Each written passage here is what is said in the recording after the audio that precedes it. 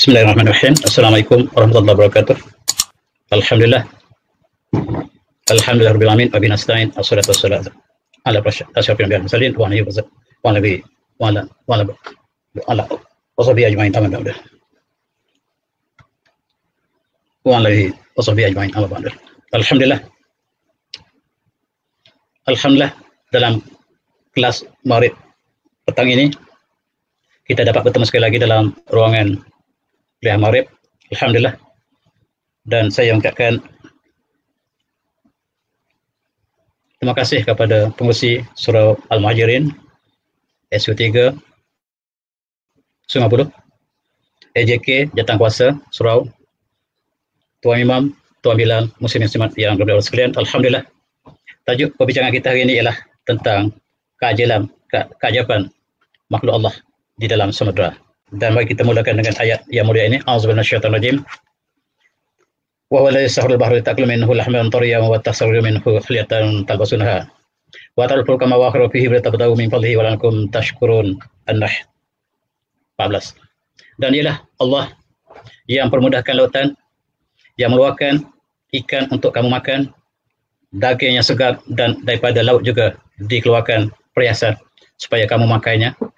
Dan kamu lihat kapal yang berlayar membelah laut mencari kebaikan Allah, dan mudah-mudahan kamu bersyukur. Subhanallah. Inilah tema kita, ialah syukur di atas nikmat yang Allah berikan. Dan saya ingin tumpukan perbincangan kita pada hari ini ialah tentang nikmat yang Allah berikan daripada sumber laut kita, iaitu ikan protein yang sangat bermanfaat pada kita. Dan ikan yang disebut lahud dalam bahasa Arab ialah sebagaimana Allah sebutkan di sini, ialah lautan yang menyediakan ikan dan juga mengeluarkan perhiasan, mutiara dan sebagainya, supaya kita bersyukur di atas nikmat Allah yang cukup besar untuk kita hari ini. Dan kita lihat juga ikan sebagai sumber protein kita merupakan nikmat yang tidak boleh kita nafikan. Dan inilah di antara perbincangan kita tentang makhluk Allah di lautan, iaitu ikan. Antaranya ialah kita lahirkan kesyukuran di atas nikmat ini. Yang keduanya ialah kita melihat keagungan ciptaan Allah, khususnya dalam hidupan laut yang begitu mengagumkan dengan pelbagai spesies dan sebagainya. Dan juga di celah-celah itu kita lihat Allah juga merakamkan. Allah merakamkan tentang mukjizat para rasul yang dikaitkan dengan ikan dan juga dengan laut. Hari ini kita cuba lihat sekali lagi.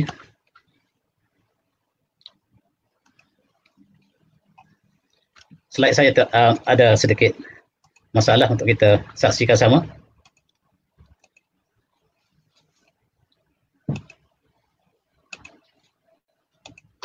Dan inilah yang saya tunjukkan tadi, ialah tentang ikan dan bagaimanakah ikan yang berbagai dalam lautan ialah antara sumber ataupun nikmat Allah yang cukup luas. Para kaji melihat warna ikan ini menggambarkan status ataupun perjalanan ikan itu sendiri. Ikan yang punya dagingnya yang warna gelap, merah ataupun warna orange ialah ikan yang jauh perjalanannya. Dan saya ingin mengajak tuan-tuan hari ini untuk menyaksikan betapa agungnya cipta Allah dalam sebahagian daripada ciptaannya yang bernama ikan. Dalam bahasa Al-Hud, dan ikan yang di laut dalam seperti ikan tuna, salmon dan sebagainya, kita dapati bahawa daging mereka laut ataupun daging mereka warna merah. Dan inilah sebahagian daripada cipta Allah yang cukup agung untuk kita saksikan. Dan kita lihat, A'udzubillahi minasyaitonir rajim. Ya allazina amanu kulu min thayyibati ma razaqnakum washkuru lillahi in kuntum iyyahu. Surah Al-Baqarah. Wahai orang beriman, makanlah daripada makanan yang baik-baik apa yang Allah rizqkan kepada kamu, dan bersyukurlah sekiranya kamu ialah orang yang hanya menyembah pada Allah SWT. Inilah di antara nikmat yang kita sebutkan tadi, ialah bersyukur tentang ikan dan ciptaan Allah yang begitu agung. Dan dalam ayat yang lain dalam surah Fatir umpamanya Allah menyatakan, A'udzubillahi minasyaitonir rajim. Wa ma yasal bahrun hadza ghafurun sayrun syarabuhu wa hadza milhun ujaj. Wa min kullin ta'kulu lahman tariyan wa tasriyu min khayatan talbasunha tasahruju nahilatan talbasunha wa tarul fulka fiha mawakhir tabtagu min fadlihi wa lakum tashkurun. ayat yang hampir sama. Dan tidak samalah laut yang tawar dan laut yang masin. Dan laut yang tawar, laut yang masin, haza milhun ujaj, dan laut inilah laut yang masin, tetapi dalam kedua-duanya Allah kamu dapat makan daging ikan yang segar, dan daripada laut itu juga kamu dapat mengeluarkan perhiasan yang kamu pakai, dan kamu lihat kapal yang berlayar membelah lautan untuk mencari nikmat Allah, ridwan Allah ataupun kurniaan Allah. Mudah-mudahan kamu bersyukur, dan matlamat dan kesyukuran ialah matlamat akhir daripada keagungan ciptaan Allah di lautan dan daratan. Dan kita lihat satu jenis ikan yang sama-sama kita lihat keagungan ciptaan Allah, yaitu ikan salmon. Ikan salmon yang kita lihat di sini ialah ikan salmon yang mempunyai daging yang orange dan juga mempunyai khasiat yang pelbagai. Dan kita lihat sedikit sebahagian daripada cara hidupnya ataupun life cycle daripada ikan ini. Ikan ini cukup ganjil untuk kalau kita perhatikan bagaimanakah keagungan Allah ciptakan ciptaan ini. Daripada telur, dan dia bertelur di kawasan sungai, dan kemudian bergerak ke lautan, dan kemudian hidup lautan, akhirnya dia kembali ke sungai, dan inilah satu cipta yang cukup mengagumkan bagi mereka yang berfikir. Mari kita lihat sekali lagi. Dan ikan ini bertelur di hulu sungai. Sebagaimana yang kita saksikan dalam gambar ini, dia ingin bertelur, dia daripada lautan, dia membara ke sebelah hulu, dan dia menetas di dalam kawasan pendahuluan ataupun di kawasan hulu sungai, dan subhanallah, kalau kita perhatikan, ikan ini cukup ganjil. Allah sediakan makanannya. Makanan beserta dengan ikan tersebut telah tersedia sejak dia menetas. Di bahagian bawah ikan ini, ikan salmon ini, kita dapati bahawa makanan untuk dia gunakan sepanjang perjalanannya kembali ke laut. Dan apabila besar, kita lihat mereka berduyun menuju ke laut, dan akhirnya mereka membesar di lautan. Dan ikan ini menjadi ikan yang dikawal, tidak boleh ditangkap ketika dia melalui sungai, tetapi ketika dia sampai di laut, maka dia boleh ditangkap dan digunakan dengan sebagai satu nikmat Allah yang cukup besar. Inilah satu di antara untuk kita berfikir, ciptaan Allah yang cukup agung, yang cukup ganjil, yang untuk kita perhatikan bagaimanakah ciptaan yang begitu ringkas tetapi sangat-sangat kompleks dalam konteks kehidupan. Sama seperti ikan lain, tetapi dari segi kehidupannya sangat-sangat luar biasa. Ikan ini sampai ke laut, membesar di laut, dan apabila sampai masanya dia akan kembali ke sungai, dan dia membara ke lautan, bukan lautan yang dekat tetapi ke lautan yang sangat jauh. Pengkaji mengatakan bahawa daripada pantai Amerika Utara dia mengembara sampai ke Pulau Greenland dan berpusing balik sehinggalah musim bertelur kembali, dia masuk ke dalam sungai yang sama dan bertelur di tempat yang sama. Dan subhanallah, bagaimanakah dia dapat mengetahui tempat asalnya, dan itulah keagungan Allah. Allah yang menciptakan, dan Allah lah yang menunjukkan jalannya. A'udzubillahi minasyaitonir rajim.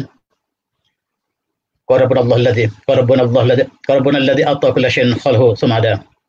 Dan katakanlah, dan Nabi Musa berkata, Tuhanku, Tuhan kami ialah Tuhan yang memberikan sesuatu, menciptakan sesuatu, dan memberikan petunjuk kepada ciptaannya. Demikianlah ikan ini yang begitu kita kagumi. Dia berasal daripada hulu sungai, turun ke laut, mengembara ratusan ribuan kilometer, dan kembali ke tempat yang sama. Dan dia diberikan panduan oleh Allah untuk kembali ke tempat asalnya. Saintis mengkaji bagaimanakah ikan dapat kembali ke tempat asalnya. Dan ini satu perkara yang cukup ganjil. Berbagai-bagai teori yang dikemukakan, dan antara mereka menyebut bahawa ikan ini berpandu kepada medan magnet dan sebagainya. Tetapi akhir ialah Rabbunalladzi a'ta kulla syai'in khalaqahu tsumma hada. Allah lah yang memandu ciptanya dan menyampaikan sampai ke tempat asalnya, dan Allah lah yang menentukan demikian.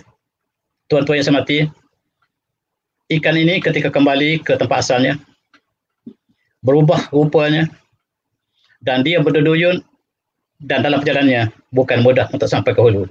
Kadang-kadang dia ditangkap oleh beruang dan sebagainya. Dan inilah setengah negara meletakkan peraturan untuk menangkap ikan ini. Umpamanya, saya bagi contoh di sini, British Columbia mengatakan siapa yang menangkap ikan ketika ikan mudik ke hulu, dia akan didenda, dijail, dan dikenakan denda tertentu. Peraturan ini mengatakan sekiranya kamu menangkap ikan dalam sungai, maka kamu telah melakukan kesalahan dalam peraturan British Columbia. Umpamanya contoh ini. Dan sekiranya kamu menangkap ikan itu secara tidak sengaja, kamu perlulah lepas dengan segera sebab ikan itu ikan yang dikawal, yang dijaga, yang diprotek. Dan sekiranya kamu menangkap ikan itu di lautan, maka dia adalah punya kamu. Tetapi sekiranya kamu memelihara ikan tersebut, kamu harus daftarkan ikan itu dan laporkan kepada pihak berkuasa untuk menentukan bahawa peliharaan kamu itu daripada kolam kamu sendiri, bukan daripada sungai. Begitulah kita lihat bagaimanakah ikan salmon ini dijaga oleh negara mereka sebab kehidupannya cukup ganjil untuk kita lihat supaya dia tidak pupus, dan ketika dia mudik ke hulu bukan untuk ditangkap sebab dia akan membiak di hulu, dan selepas dia turun pun tidak boleh ditangkap kecuali ketika dia berada dalam laut. Inilah ikan salmon yang mahal harganya sebab dia adalah bahan kawalan, iaitu hidupan yang dikawal dan ditangkap hanya mengikut peraturan tertentu. Dan yang mengeluarkan ikan ini terbanyak di dunia ialah Norway, UK, Chile, Canada dan lain-lain. Dan inilah untuk kita lihat keagungan ciptaan Allah. Ikan ialah untuk kita bersyukur, kita untuk berfikir keagungan Allah. Dan yang ketiga ialah ikan juga Allah tunjukkan sebagai mukjizat kepada para anbiya. Sebahagian dari Rasul yang Allah utuskan, Allah gandingkan dalam kisah mereka dengan ikan. Dan dalam hadis juga, Rasulullah bersabda, menggambarkan seorang yang menuntut ilmu akan diminta ampun oleh seluruh alam semesta, termasuklah ikan di dalam lautan. Riwayat hadis diriwayatkan oleh Ibnu Majah. Inna talabul ilmi yasbulahu kulla syai'in hatta al-hitan fil bahri. Dan yang penuntut ilmu seluruh dunia, seluruh alam semesta akan berdoa padanya, minta ampun padanya, termasuklah ikan dalam air, dalam lautan. Dan itulah kelebihan orang menuntut ilmu. Dan auzubillahi minasyaitonir rajim, yarfa'illahu alladziina aamanu minkum walladziina utul ilma darajat wallahu bima ta'maluna khabir. Dan Allah mengangkat orang yang beriman kepada kamu dan mereka yang diberikan ilmu beberapa derajat. Dan sesungguhnya Allah Maha mengetahui apa yang kamu lakukan. Ikan menjadi pendoman, menjadi intibar untuk menjadi rungan, dan juga ikan sebagai contoh. Dan dalam hadis ini ialah innallaha malaikatahu wal arsamat wa alis sama wal hatta namlah fil hujr hatta al-hud yusna ala muallim an-nas al-khairi al-khaira. Dan sungguhnya malaikat Allah dan malaikat serta ahli penduduk bumi, penduduk langit dan bumi, sehinggalah semut di dalam lubangnya, dan sehinggalah ikan di lautan berselawat, berdoa kepada mereka yang mengajar kebaikan. Dan Allah dalam hadis ini digandingkan bahawa orang yang melakukan kebaikan didoa hatta oleh ikan dalam lautan. Tuan-tuan, tusabbihus samawati was-sab'u wa man fihin wa min syai'in la yusabbihu bihamdihi walakin la tafqahuna tasbihahum innahu kana aliman ghafura. Surah Azim, surah Al-Anbiya. Surah Al-Isra. Bertasbih pada Allah seluruh langit yang tujuh. Bertasbih pada Allah seluruh yang ada di bumi. Dan apa yang ada di langit dan bumi. Dan wa in min syai'in illa yusabbihu bihamdihi. Wa in min syai'in illa yusabbihu bihamdihi walakin la tafqahuna tasbihahum innahu kana aliman ghafura. Tidak ada satu pun yang ada langit dan bumi kecuali mereka semuanya bertasbih pada Allah. Termasuklah ikan dalam lautan. Sesungguhnya Allah innahu kana aliman ghafura. Sesungguhnya Allah Maha Halim lagi Maha Pengampun. Kita juga menyaksikan Allah menciptakan mukjizat Nabi Yunus AS yang ditelan oleh ikan hud. Al-hud ialah ikan yang dalam Al-Quran, dalam tradisi Al-Quran, Al-hud ini untuk ikan besar dan ikan kecil. Kalau ikan yang banyak disebut Al-hitan sebagai dalam hadis tadi. Dan Allah menyatakan tentang Nabi Yunus, a'udzubillahi minasyaitonir rajim, wa dhannu idh dhahaba mughadiban wa dhanna lan naqdiru alaihi fanada bi zulmati alla ilaha illa anta subhanaka inni kuntu minadh zalimin. Dan yang Zannun ialah Nabi Yunus AS ketika dia telah datang marah dan dia sangka kami tidak boleh melakukan padanya, lalu dia pun ditelan ikan dan dia berdoa dalam perut ikan, la ilaha anta subhanaka inni kuntu minadh zalimin. Tiada Tuhan melainkan Engkau ya Allah, dan sesungguhnya akulah dari orang yang zalim. Ini ialah mukjizat yang tidak dapat ukur dengan sebarang standar saintifik. La ilaha illa anta subhanaka inni kuntu minadh zalimin ialah ikan, dan mereka berbahas apakah jenis ikan. Wallahu alam, itu bukan persoalan kita, tetapi ialah mukjizat Nabi Yunus AS apabila ditelan oleh ikan. Berapa lamakah Nabi Yunus berada dalam perut ikan? Wallahu alam, tetapi inilah mukjizat yang Allah kaitkan dengan ikan yang besar dalam laut. Ahli tafsir mengatakan al-khut ini ialah ikan paus. Wallahu alam.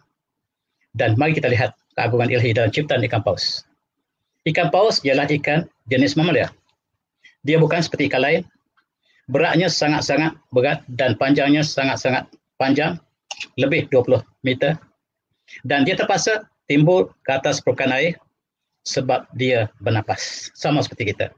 Dia adalah mamalia, tetapi Allah letakkan dalam air dan sifat mamalianya tidak hilang. Dia menyusu anak dia melahirkan anak, tidak bertelur, dan dia terpaksalah bernafas seperti kita. Setiap 10 minit dia akan timbul ke atas permukaan dan dia bernafas setiap 10 second.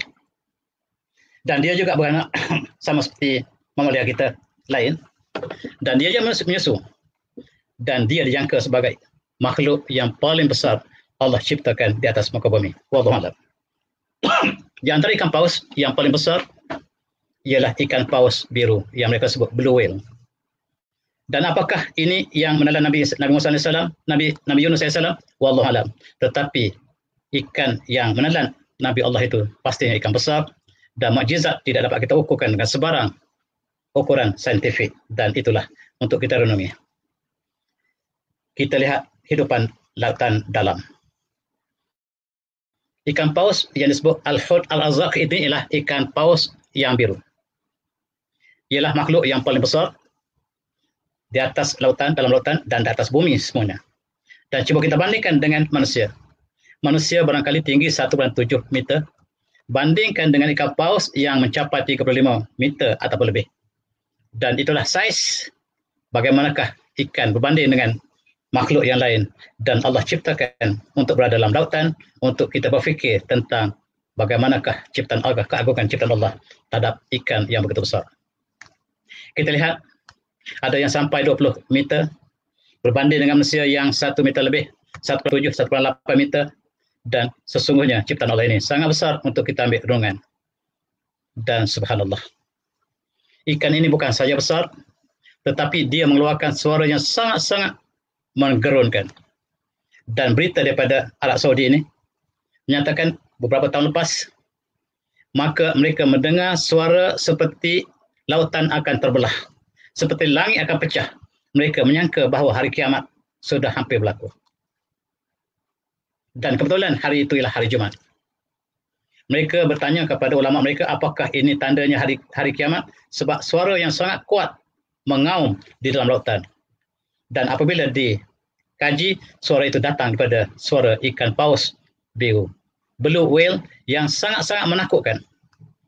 Dalam lautan katanya sekiranya apabila terdengar suara ini, cukup menggerunkan, seolah-olah lautan akan terbelah dengan suara yang begitu mengagumkan. Dan itulah yang berlaku dalam berita ini, bahawa masyarakat di kawasan Arab ini telah bertanya kepada ulama mereka, apakah hari telah sudah hampir hari kiamat. Tuan-tuan yang saya hormati, marilah kita lihat Nabi Yunus AS, dan dalam perut ikan dia berdoa, pada Nabi Zulma Allah ilaha illa anta subhanaka inni kuntu minaz zalimin. Dan dia ulang-ulang, dan Allah sebut fastajabnahu wa najjaynahu minal gham wa kadzalika nunjil mu'minin. Dan kami telah persetujui, kami telah menggambulkan permintaannya, dan demikianlah kami selamatkan mereka yang beriman dengan sebagaimana kami selamatkan Nabi Nuh AS, Nabi Yunus AS, demikianlah kami selamatkan orang mukmin dalam peristiwa yang lain. Inilah mukjizat para rasul. Ikan sebagai mukjizat para rasul untuk kita renungi dalam kuliah kita malam ini, sebagai ujian sebagaimana ashabul sabti, keagungan seperti ciptaan Allah, seperti ikan salmon yang kita kaji tadi antaranya, dan sebagai nikmat Allah untuk sumber protein bagi manusia seluruhnya. Dan untuk perhiasan kita juga, begitulah kemurahan Allah kepada makhluknya yang demikian. Tuan-tuan, mari kita berfikir, apa yang berlaku pada para anbiya ialah mukjizat. Tetapi perkara yang tidak kurang ganjil dalam hidupan kita harian, tetapi bukan mukjizat, ialah seperti peristiwa yang berlaku di kawasan tertentu.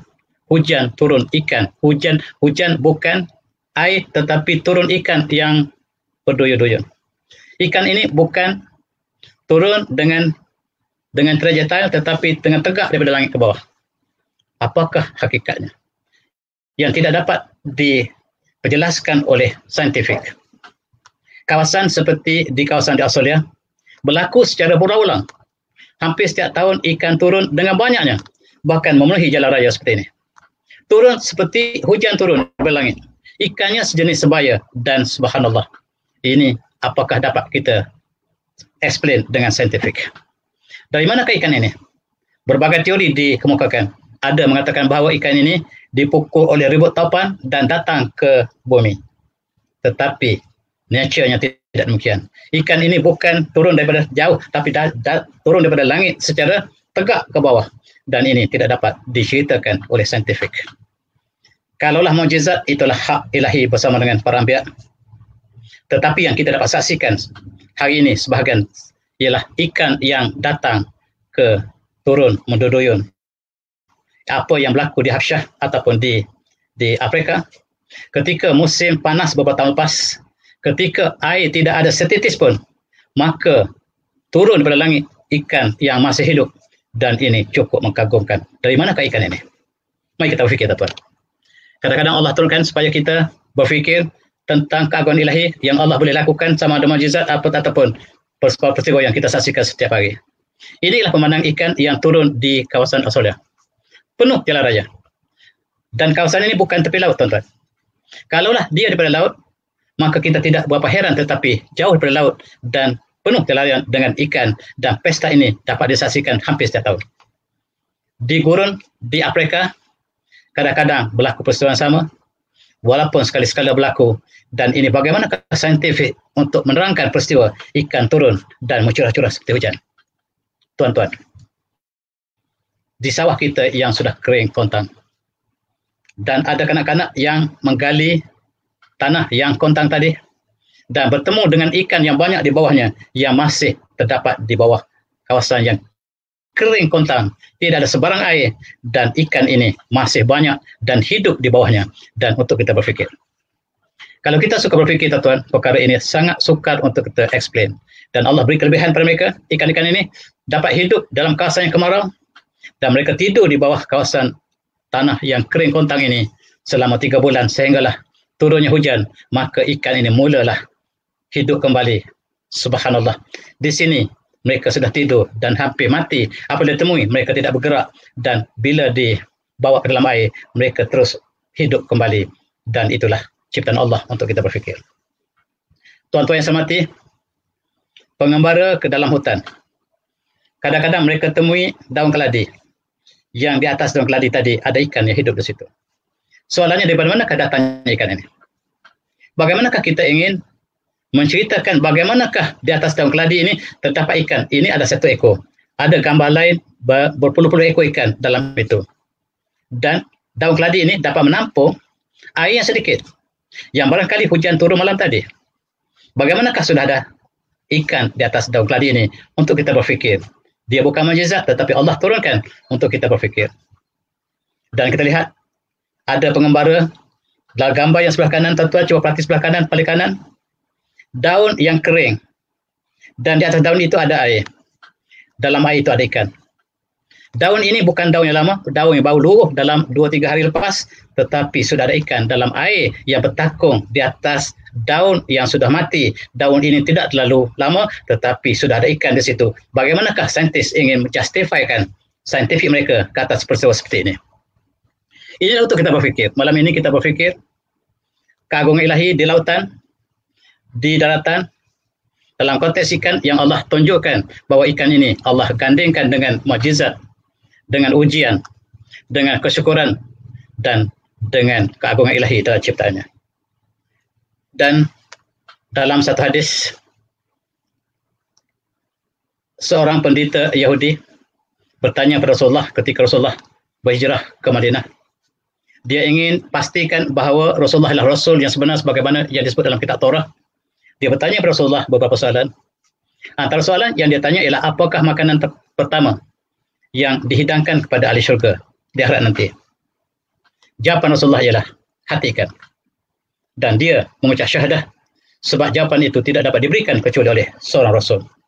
Dan itulah kisah Abdullah bin Salam, pendeta Yahudi yang menjadi sahabat besar Rasulullah selepas dia yakin bahawa jawapan Rasulullah adalah jawapan datang daripada seorang Rasul. Ka'b al-Hud, apakah hakikat di akhirat? Apakah hati ikan di akhirat? Wallahu a'lam. Tetapi di atas muka bumi kita lihat hati ikan yang banyak khasiatnya. Bagi kita lihat hati ikan kod umpamanya, yang menjadi penawar kepada banyak penyakit, termasuklah penyakit jantung. Dan inilah yang dikaji oleh mereka tentang hati ikan. Di syurga nanti, ikan yang Allah sediakan kepada ahli syurga, mudah-mudahan kita termasuk dalamnya semuanya, insyaAllah. Dan di dunia pun ada hati ikan yang relatif betulnya di akhirat hanya Allah yang tahu. Tetapi di dunia kita lihat hati ikan juga mempunyai hubungan dengan penyakit jantung. Penyakit jantung yang dikaji ada hubungan dengan penggunaan ikan. Umpamanya orang Jepun paling sedikit mengalami sakit jantung. Dalam konteks ini dikatakan yang paling banyak menerima penyakit jantung ialah mereka yang berada di kawasan Eropah Timur, di Amerika dan di sebahagian Eropah. Dan yang paling sedikit orang yang terlibat dengan penyakit jantung ialah mereka yang dua jenis manusia. Pertama ialah mereka yang tinggal di kawasan Mediterranean, yang kedua ialah orang Jepun. Orang Jepun paling sihat dalam konteks jantung di dunia. Apa rahsianya? Rahsianya, kata doktor, ialah ikan yang mereka gunakan. Mereka gunakan ikan mentah, yang di dalam ikan mentah itu ada banyak perkara yang berkaitan dengan penyakit jantung. Antaranya lah tentang omega dan sebagainya, dan inilah yang dikaji oleh para doktor. Apakah sebab orang Mediterranean yang paling sedikit bersama dengan Jepun dalam konteks penyakit jantung ialah sebab mereka menggunakan minyak zaitun. Barangkali kita telah terangkan dalam konteks minyak zaitun dalam kuliah kita yang lalu, dan kita lihat kedua jenis manusia inilah, kumpulan manusia ini ialah orang Jepun dan orang Mediterranean yang paling sedikit di atas muka bumi ini yang mengalami masalah penyakit jantung. Kita boleh ambil intibat daripada peristiwa ini untuk kita gunakan juga untuk kita amalkan. Orang Jepun bukan saja mereka suka makan ikan, tetapi ikan yang mereka makan ialah ikan yang mentah. Mengikut kajian, ikan mentah lebih banyak mempunyai omega 3 berbanding dengan ikan yang telah dimasak. Dan barangkali inilah yang menyumbang data kepada kita lihat tadi bahawa orang Jepun yang paling sihat dalam konteks penyakit jantung. Kita boleh amalkan perkara ini selain pada minyak ikan yang kita masukkan tadi. Ikan kod yang terkenal dunia dengan minyak ikannya, dan inilah sebahagian daripada kajian dilakukan oleh saintis. Dan ikan banyak khasiat selain pada 3-4 perkara yang kita asaskan tadi, dan dia jugalah sebagai penyembuh ataupun sebagai penawar kepada sebahagian penyakit manusia. Ini ialah ikan tuna. Ikan tuna digunakan oleh orang Jepun, ikan laut dalam yang mempunyai kelebihan dalam berbagai-bagai omega dan sebagainya. Yang kita lihat pakar makanan lebih tahu daripada kita tentang apakah yang ada dalam ikan tuna ini. Dan Jepun ialah mereka yang paling banyak menangkap ikan tuna di lautan yang dalam. Dan begitu juga mereka menggunakan ikan paus. Ikan paus yang terlarang tadi paling banyak digunakan dunia adalah di Jepun. Mereka membunuh ikan paus yang besar, mereka tarik dengan kapal mereka besar dan mereka menggunakan sebagai makanan. Dan itulah Jepun. Dan barangkali data yang berkaitan dengan sakit jantung ada hubungannya dengan makanan yang menggunakan, dan Jepun menggunakan makanan ikan sebagai makanan utama mereka berbanding dengan daging dan sebagainya. Ini makanan mereka. Bukan maksud saya supaya kita meniru Jepun, tetapi antara data yang ditunjukkan oleh data kesihatan yang kita capai ialah sebab makanan mereka yang berkaitan dengan ikan, dan ikan ini tidak dimasak dengan api, dan itu menambahkan lagi khasiat ikan yang dimakan oleh orang Jepun. Tuan-tuan, tetapi ikan Jepun, ikan paus ialah ikan yang terlarang sebagaimana ikan salmon yang kita masukkan tadi.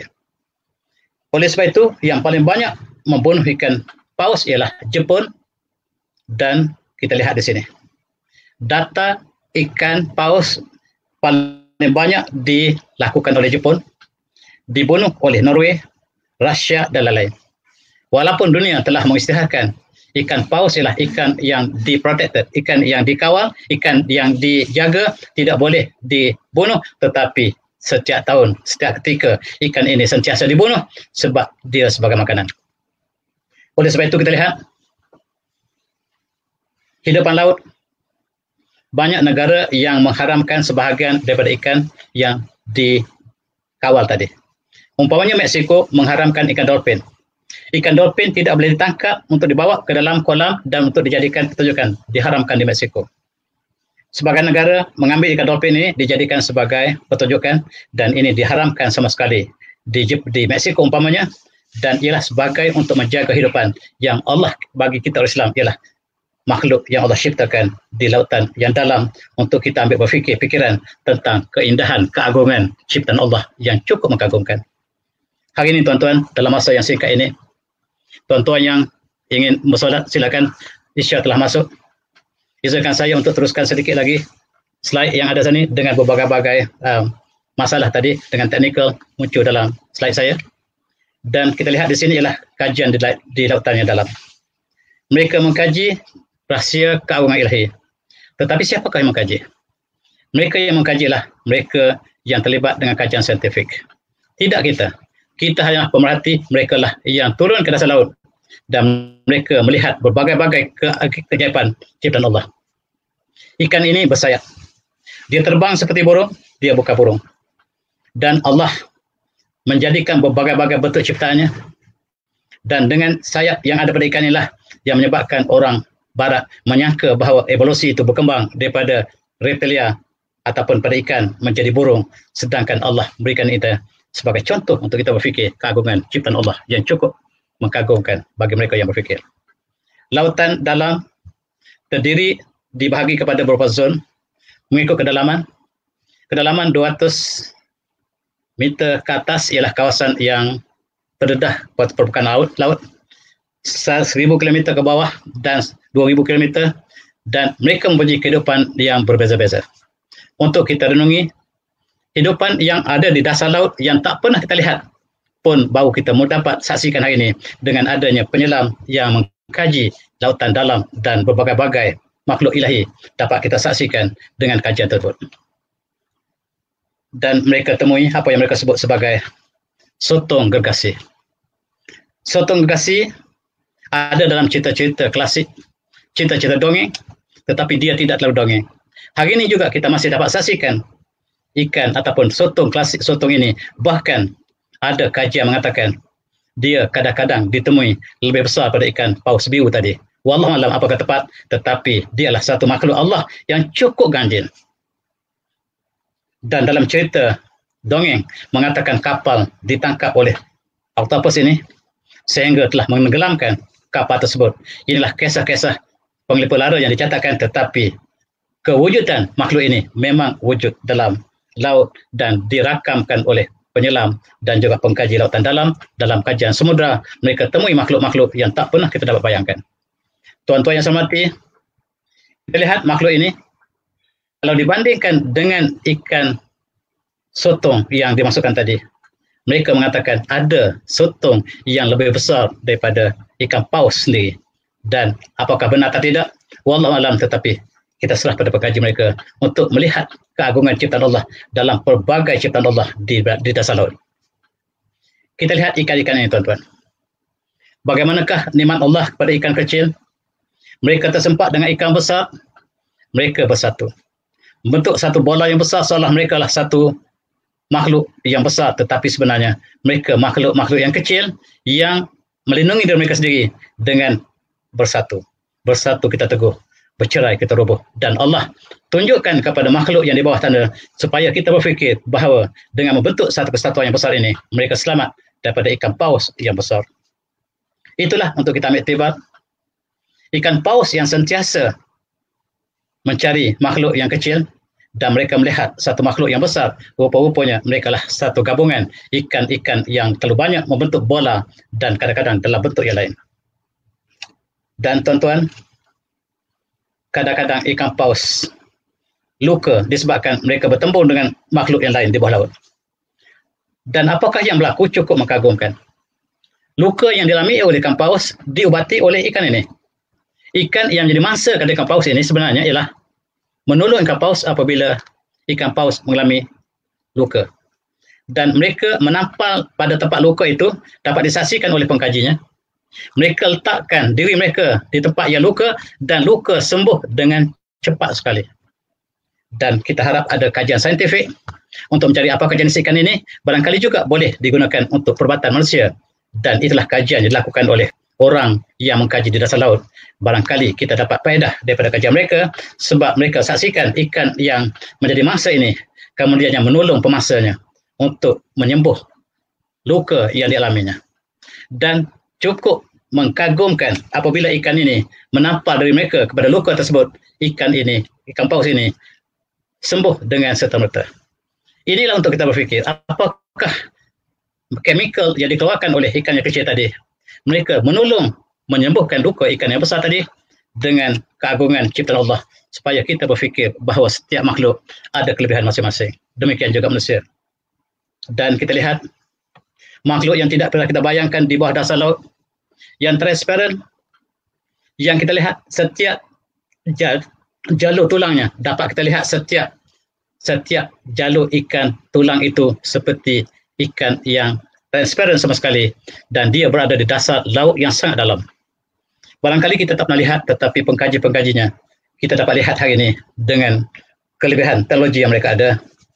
Ada ikan yang besar dan seluruh organ di dalam bahagian dalamnya termasuk otak, mata, perut mereka ialah dalam bentuk transparent. Dan subhanallah, qala ma rabbuka ya Musa, dan Firaun bertanya kepada Musa, siapakah Tuhan kamu wahai Musa? Qala rabbuna alladzi a'ta kulla syai'in qalahu tsumma hada. Dan Tuhanku ialah Tuhan yang memberikan sesuatu, yang mencipta sesuatu, dan kemudian Allah memberikan petunjuk kepada ciptaannya. Termasuklah ikan di bawah lautan yang Allah berikan petunjuk untuk hidup di dasar yang tidak ada sebarang cahaya. Kita lihat ikan ini yang ditangkap di dasar laut, ikan yang kecil saja. Seluruh badannya transparent, tidak ada satu yang terselindung. Dan sekiranya dia menelan ikan lain, ikan itu dapat masuk dan kita dapat lihat dia masuk ke dalam perut yang transparent tadi seperti ikan ini. Bila dia telan, ikan yang jadi mangsa tadi masuk ke dalam perutnya dan kita masih dapat saksikan bahawa ikan itu masih berada dalam perutnya sebab dialah transparent. Subhanallah. Sebagai bahan perfikiran, ikan pun Allah jadikan untuk kita saksikan betapa agung ciptaan Allah. Dan itulah bakal kesimpulan daripada perbincangan kita malam ini, ialah keagungan ciptaan Allah dalam hidupan samudera, yang kita buat kesimpulan ikan sebagai nikmat Allah untuk makanan kita, dan untuk kita melihat keagungan Allah dalam ciptanya, untuk kita ambil tibar mukjizat Rasulullah, Rasul-Rasul, sebagian Rasul dikaitkan dengan ikan. Dan kita lihat juga ikan sebagai ujian kepada sebahagian daripada kita sebagaimana ahli ashabul sabti, dan ikan untuk kita renungi daratan dalam mempunyai rahsia yang pelbagai yang belum terungkai sampai hari ini. Dan mudah-mudahan dengan ceramah saya malam ini yang terkendala dalam perjalanan tadi, saya mohon maaf. Mudah-mudahan kita sama-sama mendapat renungan bersama dalam kuliah yang kita bincang pada kali ini. Dan saya tutupi dengan wabillahi taufik. Wassalamualaikum